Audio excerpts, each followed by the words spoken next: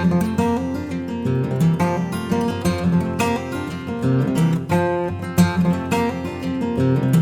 was quite intrigued by how young the school was at that point, but the sort of high regard it had in the industry. And it was recommended to me by an architect who I did work experience for. I mean, this year is its 10th anniversary and it's considered one of the top architecture schools in the country now. The support staff here were really fantastic, so it was somewhere that I wanted to go and study because it not only fitted my life, but I knew it was going to be a good course. The degree actually is split up into various parts because you've got your part one where you're learning how to draw, you're learning the language of architecture. This is how you build, this is how you do detailed drawings, this is how you use computers and softwares. We had a variety of design modules, history modules within our first year. We learned about engineering and construction.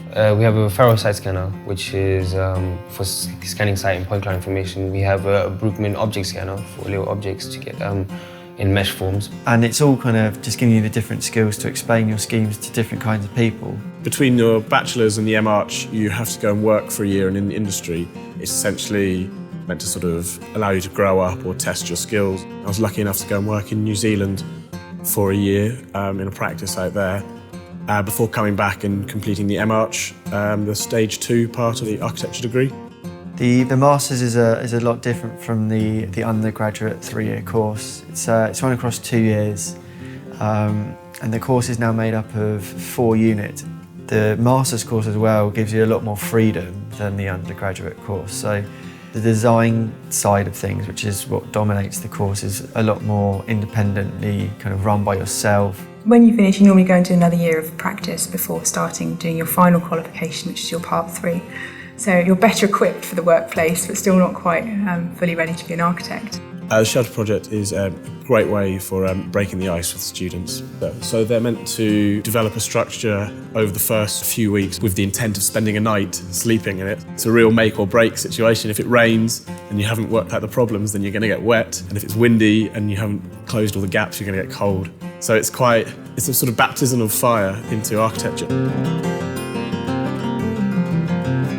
Each year you have the chance to go on a trip abroad. First year Barcelona, second year Paris, third year Berlin, fourth year was my year out. We had a trip to Vienna in second year. That was incredible. When I came back from my MA, I went to San Francisco, and I just came back from a Venice trip. Even when I'm working here, I'm still traveling. And it's always fascinating to see how different countries do things. You know, every different place has its own vernacular and its own style and its own building materials. You know, you can't learn architecture purely off a book. You can read it, you can understand it, but it's all about how you experience it. You know, it's like when you sketch something, you don't just sketch what you see, but you sketch what you experience of the building. We had some large architects come and visit and give us talks, and also some new and upcoming practices. So that was really inspirational. So immediately the students are being introduced in quite a sort of formal/informal way to potential employers. 2 people from Farrell's came to our end of year show, our final crit actually, and they were on my panel, so they critiqued me, and I got in contact with one of them afterwards and I got asked to come in for an interview. The first years interact with the 5th years and PhD students, and there's not necessarily, although we have our own spaces, there's a blurring of boundaries that allows all of the school to sort of interact. I'm here 1 day a week working with a particular year group and helping them with a particular project brief that they're set, helping them develop those schemes, ideas, their concept models, and how to sort of best illustrate those or represent those ideas. It was just a really beautiful place to study, and I think within that and the Kent School of Architecture being really up and coming, it was just kind of the perfect choice for me. I think primarily the first thing was it was a campus university, and that really appealed to me. You know, the library's 2 minutes walk, the shop's 2 minutes walk, and it's a kind of self-contained area, so it was actually a really kind of friendly, comfortable place to learn. That was one of the theories when designing the campus, was to make it like the Oxford to Cambridge with the college system.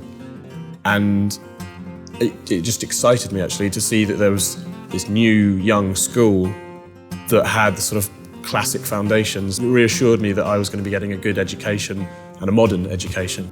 We were told the phrase when we started on the course, we work hard but we play hard. I know we're sort of nicknamed the course that doesn't sleep, as they all walk past our nice windows at 2 in the morning and see us all sitting over our drawing boards when all of us have done the whole school will go out, and it is the whole school will go out, it's not just your group of friends. I obviously want to qualify as an architect eventually, and I would love to start my own practice one day. Doing architecture doesn't just make you employable in architecture, but it makes you employable in several fields. You get to work out what kind of architect you want to be, and that will then help you find what practice you want to go and work in.